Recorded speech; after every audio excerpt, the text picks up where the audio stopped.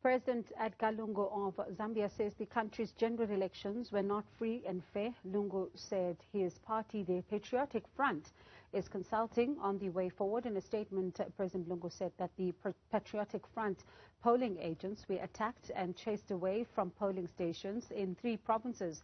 He added that 2 of his party agents were murdered and some of his supporters are in hiding following the criminal acts. The Patriotic Front reported that it could only compete in 7 provinces, while the opposition, the United Party for National Development, was able to contest in 10 provinces. Lungu's announcement comes after the African Union Election Observer Mission said the general election was conducted in a peaceful, transparent and professional manner.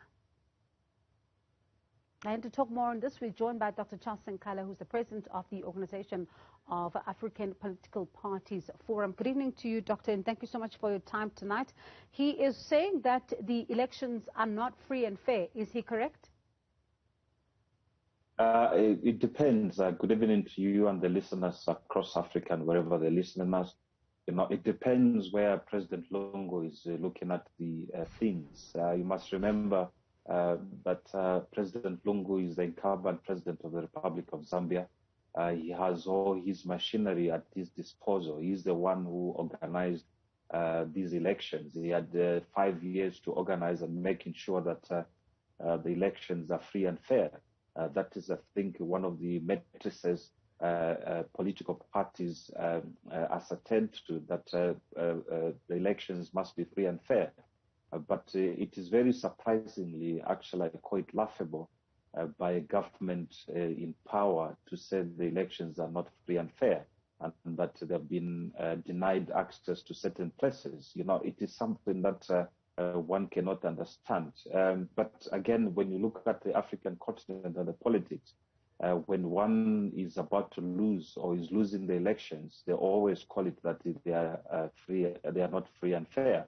But again, the observers who's been on the ground there, they have actually seen how peaceful, how the Zambians turned out in large numbers, to depict and choose a government that should represent their plights. A lot of young people, I was actually very surprised that a lot of young people actually turned around to, to participate and making sure that they choose a new government that will look after their aspirations and what they desire.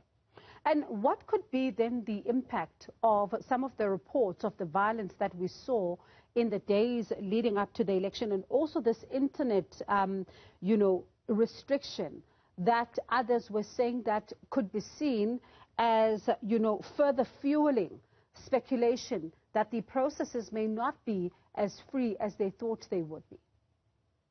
Yes, but who demanded the ICT to switch off the internet? It was President Lungu himself, because he's still in charge until the elections, or he hands over the power to the next president should a next president wins the elections apart from him. So he, I think, with these security agencies, thought that because of the influx of information and communication through the social media, they thought it was very wise of them to switch off the internet so that people do not announce the premature election results. But again, this has backfired to his leadership, where now he's addressing the issue, writing letters to the EC regarding the elections that they were not free and fair. Communication is one of the major things that we have to live with, especially in this fourth industrial revolution, that we must embrace communication. So now, if they switch off the internet and the communication, it becomes again the problem to communicate to remote access, to access polling stations which are very remote, and this is what they faced. But there was an application through the High Court, which was the judgment was said that the internet must be restored. Until last night, even yesterday, the internet was restored, and the calmness has continued. Yes, the violence will be there, with every something that people are fighting for, especially now that people are awake. They demand answers and good governance and accountability. There will be some crashes, because also we experience some resistance from certain individuals who feel that even if the government is doing something wrong, because they are eating and they're very close to them, they see nothing and they shall support them. So there is some resistance on the ground. I see some shots has been fired as well.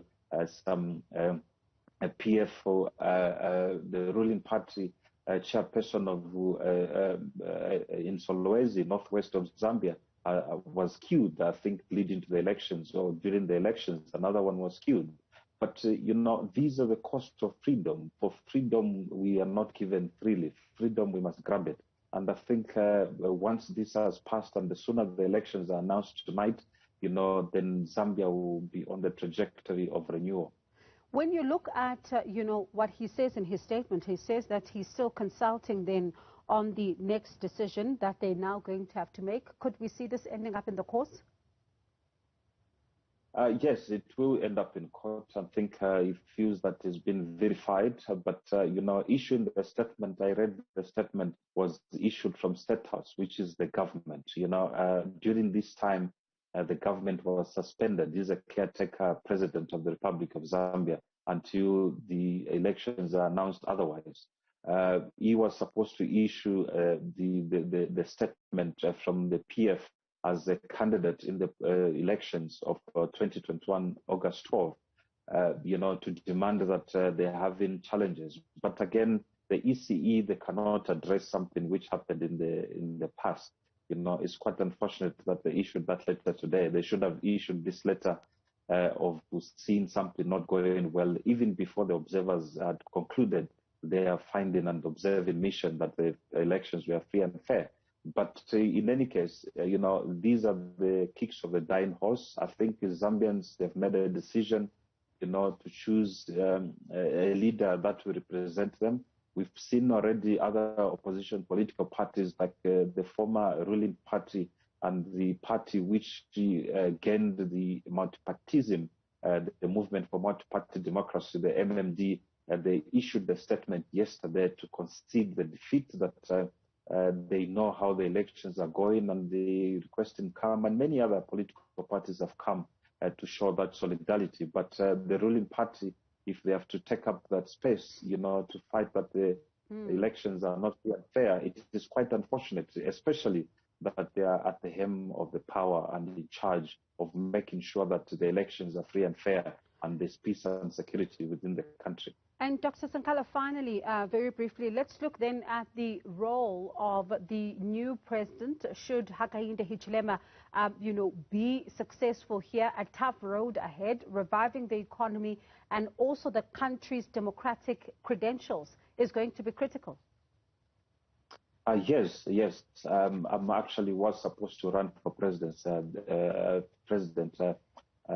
this August 12. I had to withdraw because of so many political parties in my country, Zambia, and we thought that we must field up a candidate that will take off the peer from, whatever their governance. The wasted 10 years in Zambia has been very peaceful. We must remember that the vision carrier of the Peer Patriotic Front, which is a ruling party at this stage, died in office, and President Lungu came at a time that he even considered that he doesn't have a vision, and many unemployment levels and poverty has escalated, and the debt as well as he moved from $60 billion to almost $20 billion. The country is living under debt. And people, decide to work with them, and I think they've changed the decision. I think it is the right thing that the Zambians now have a choice of choosing another political party, that might represent their plight. We hope that peace and security within the country prevails, that people must accept the defeat. You must remember also that very quickly that H. Hakainde was incarcerated for more than 90 days. He also cited of not free and fair treatment. But again, President Lungu is the one now who is on the other side of the fence. All right. Thank you so much, Dr. Sinkala, for your time. That was Dr. Charles Sinkala, who is the president of the Organization of African Political Parties Forum, just talking to us about the latest from Zambia. We do understand there is a briefing, of course, that is also currently underway, which is going to be then announcing the way forward. We'll